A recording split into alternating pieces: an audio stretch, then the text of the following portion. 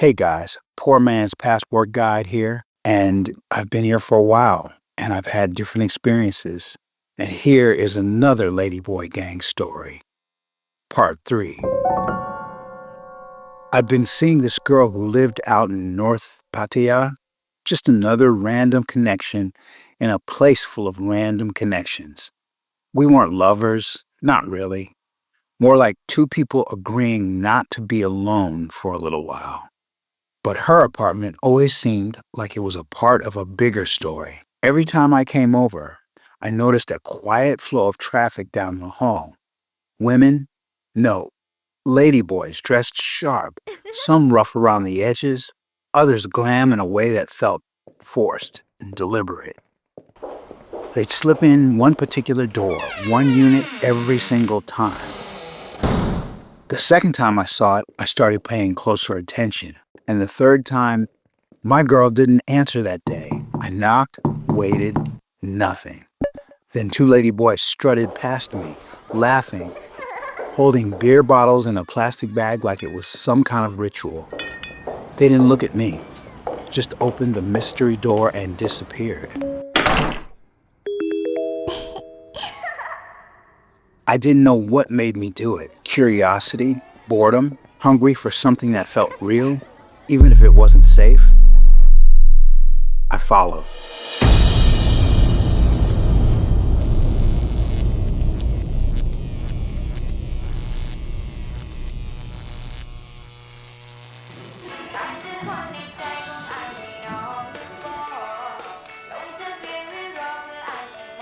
Inside was chaos and calm all wrapped together, and the room smelled like it smelled. Music buzzed from a speaker in the corner, and there was some Thai pop song that refused to end. And a fan chopped the air like it was trying to escape. And in the middle of it was her, the gang leader. She wasn't trying to look young. She didn't need to. She was 38, 39, maybe pushing 40, and slightly chubby, but dressed like she owned the world. Or at least this little corner of it. Her presence hit first, then her voice. Sharp, fast, and direct. She asked, what was I doing there? And I told her I was waiting for someone down the hall. She smiled and motioned for me to come in. Told me I might as well have a seat and offered me a beer like we were old friends. And just like that, I was inside. People kept coming. More beers, more snacks, more food. There were bottles of Leo and Shang everywhere. One of them handed me a cold can without asking. I threw in a few baht for the next round. It wasn't about the money. It was about not standing out, about not looking like the mark.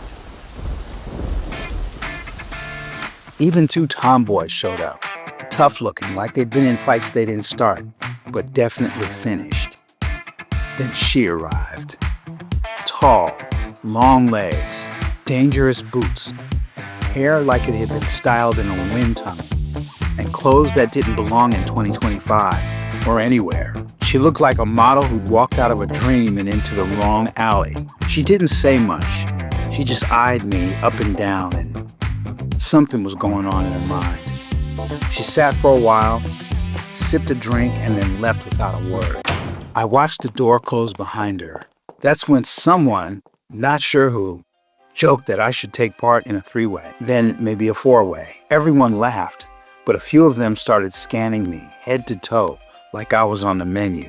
And suddenly, I knew I was in way over my head. I made some excuse, something about needing to meet a friend, and bolted out the door. I left that apartment like it was on fire. And out on the street, there she was again. The tall one with the runway outfit and hungry eyes, standing under a streetlight. I thought she was waiting for a ride. She was. I was the ride. Another night, I came back. Don't ask why. And I danced with one of the tomboys. Back home, we'd call her a dyke, but here she had swagger. We danced, we laughed, we drank, and I started to feel like maybe I belonged there. And that's when the gang leader leaned in with a fast, practiced smile and asked me to loan her 800 baht. I gave it to her without thinking, not expecting it back. But in Thailand, when someone can't repay a debt, they lose face. And once face is lost, so is everything else. I didn't expect that money back, that 800 baht. I mean, I know everyone is struggling for their next, including me.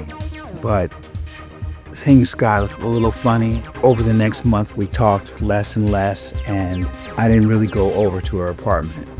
After about a month, she texted me out of the blue. "You want to come over? I have your 800 baht. And I said no. I'd taken a sleep tablet, worn out from staring at my computer, cleaning up hard drive space, and barely able to function. And she says she'll come over to my place instead. 30 minutes later, I'm passed out cold, and there's a knock. And I stumble to the door, mostly undressed, and no one's there. Classic prank, knock and hide, make a dramatic entrance. But when I look again, there she is, dressed up, makeup done, chest out.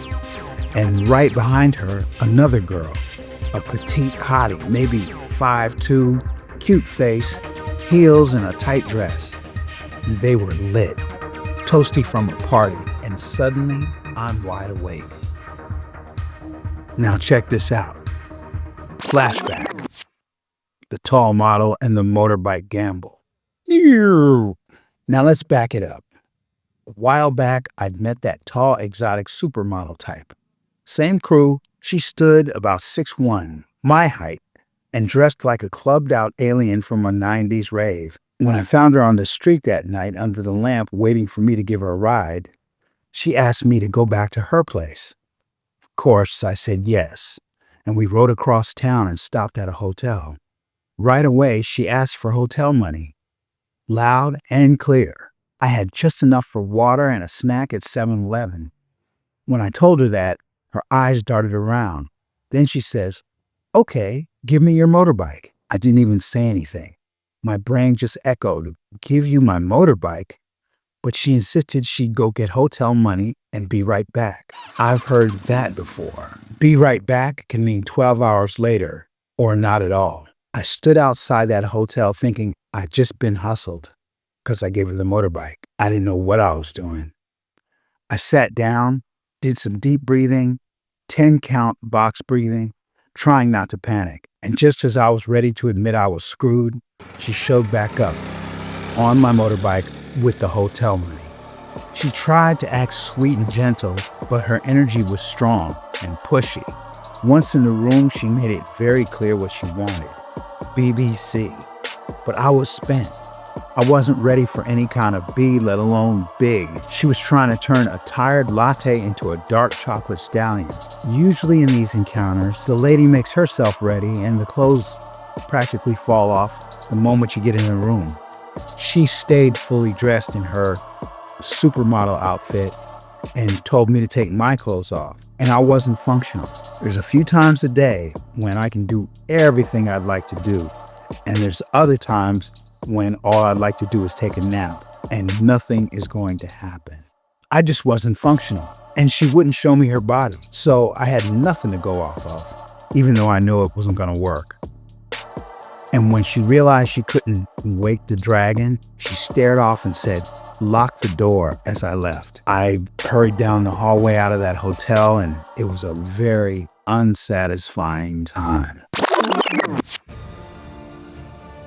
Now back in the moment, these two ladies are in my apartment, and I'm mumbling about video editing. I'm still a little groggy from the sleep tablet. The boss lady says, "We're ready to shoot a video right now." I suggest we go out for a beer and talk, and she says, "No, right now." So I get the camera out, and the little one starts performing and flirting, and twisting, and high heels clicking, and she's got that face, that energy. And I give her a soft interview, and then she starts to caress herself. So I start caressing too, purely for entertainment, of course. Things heat up. We strip down. Boss lady lays down in bed. Me and Cutie, we get busy on the couch. Now that couch, my couch, is tiny. I'm tall and it's awkward, but we're having fun. This girl is playful, open, and hungry. Not like that supermodel one who assumed I had horsepower and I couldn't deliver. This one, she gave me space, time, and playfulness. kissing and touching and all the good stuff. I can tell she wants that BBC experience, but without the frenzy. If you come at me too hard, I shut down. But she was so playful. The condoms that she pulled out, well, they were too small, and the ones I had were too small. But I squeezed into one, and once we get going, she melts into it. No fear, no ow, ow, ow, too big, just real connection. She tells me she wants to orgasm when I do, but at this age, I can't just choose those moments like I used to when I was younger. I know I won't, but I play along and we get more intense and boom, she finishes right after my pretend finish. It was beautiful. I was proud. Later, we exchange numbers and take a few pics, and then it hits me. I'd seen her before, months ago, at the boss lady's place. She was the one who saw me out the door, and in that moment, I felt an urge to just hold her. She had that messy Saturday morning look, but this sweet pixie charm. Maybe she came tonight when the boss lady said, "I'm gonna go visit the old man." Before that night, I told myself, no dating and no sex for 3 months. Not until July. Save some money, save some energy, and be smart. But life had other plans. And sometimes when you're half asleep, a wild party knocks on your door with heels and a smile and the right vibe. I'm 64. I'm still curious and I'm still here. And I'm still down for whatever the Ladyboy gang brings next. Poor man's passport guide out.